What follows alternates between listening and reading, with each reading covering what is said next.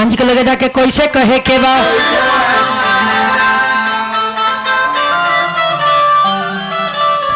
कि बजा रंगी हनुमान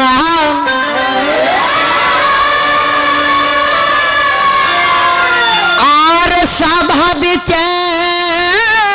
बिना दर्शनवा बजा रंगी हनुमान बजा रंगी हो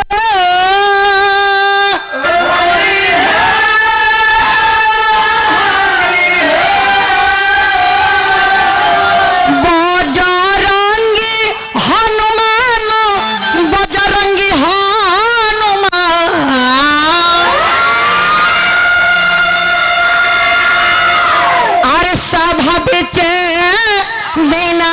दर्शनवा बजरंगी हनुमान सभा बीच बिना दर्शनवा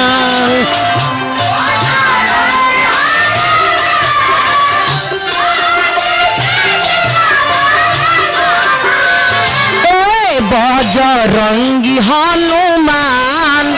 सभा बीच बिना दर्शनवा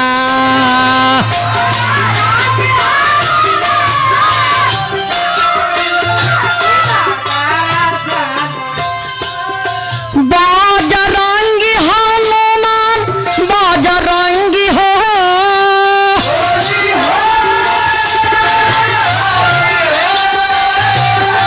बजरंगी हनुमान बजरंगी हनुमान सभा बीच बिना दर्शनवा बजरंगी हनुमान बजरंगी हनुमान सभा बीच बिना दर्शनवा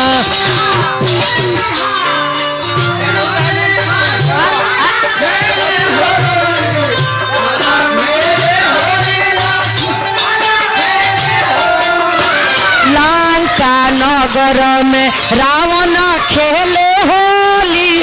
लंका नगर में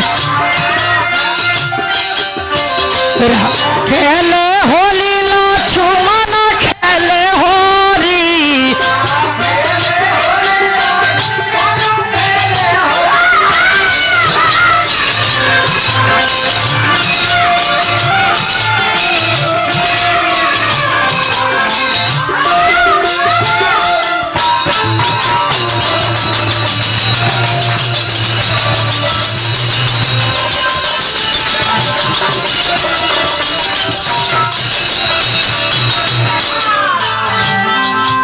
बरवा निवासी सच्चिदानंद जी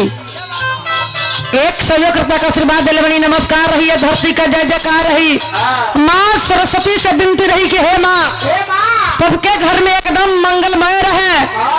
बबुआ लोग जो छोट छोट बात पढ़ ली के अपना मम्मी पापा के नाम रोशन करे। अरे वैसे ही है निवे में रही हे माँ। भक्त कह लिया बाला ही पनावा में सूरज के लीलहनी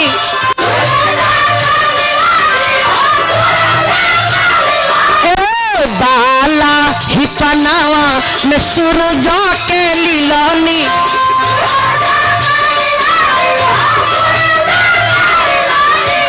बड़ा हो निहोरा तो एक जना के उगिलहनी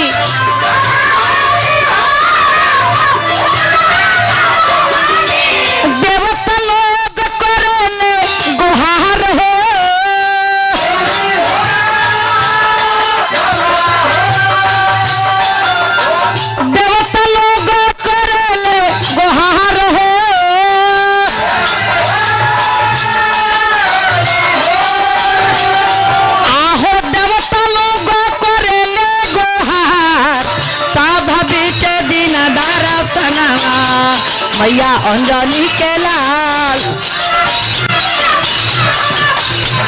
मैया अंजनी के लाल सभा बीच दिन दर्शनवा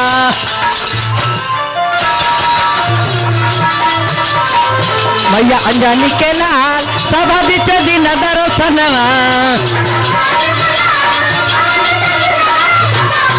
मैया अंजनी के लाल सभा बीच दिन दर्शनवा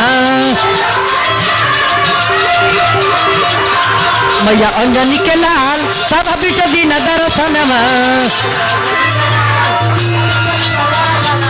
मैया अंजनी के लाल सभा बीच दिन दर्शनवा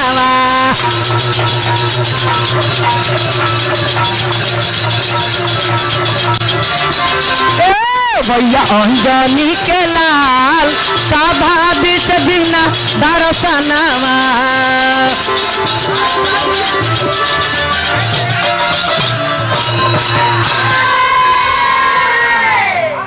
आई हमार बंदना समाप्त भइल। अब एगो जय